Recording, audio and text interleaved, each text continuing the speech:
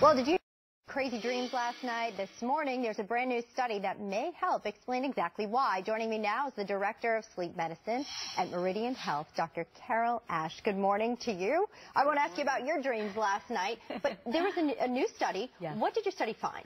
Well, researchers in the UK hooked up sleepers to sleep sensing monitors and found that dreams actually have a pattern, a specific pattern as we go through the night. They start out very ordinary, and as the night progresses, they get fantastical, the dreams that we're used to describing. So explain the progression. You start out pretty practical, like if you just read a book or just Yes. watch a television show, does it relate to that at all, or maybe a task list? And then what happens? That's exactly right, Elizabeth. So just ordinary events that are happening throughout your day, and as the night goes on, they get illogical and not related to reality and just very vivid.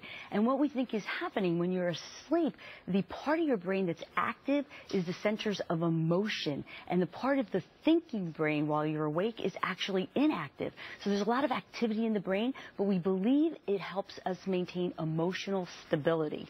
To dream. To this pattern to the dreaming. And I myself was completely unaware of this pattern. So this pattern is detected through MRIs, CAT scans, and studies of the brain as people, 16 of them in this case, were indicated. Now, what about when someone says, I don't dream, I didn't have a dream last night? Does that mean they're not progressing mentally?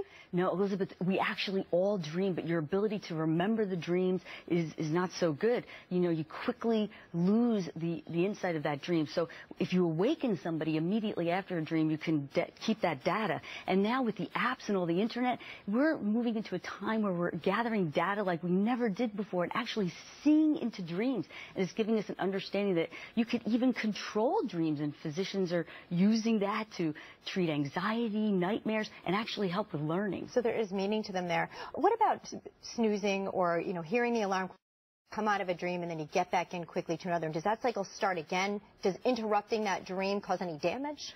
Elizabeth, all this information is giving us such insight that, yes, I mean, you have to consider dreaming is allowing the brain to reorganize and restructure. And again, if it's helping with emotional stability, imagine how that might be impairing your relationships during the day.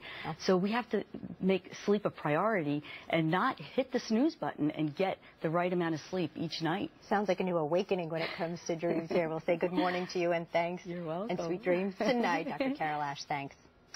Well, coming up, a huge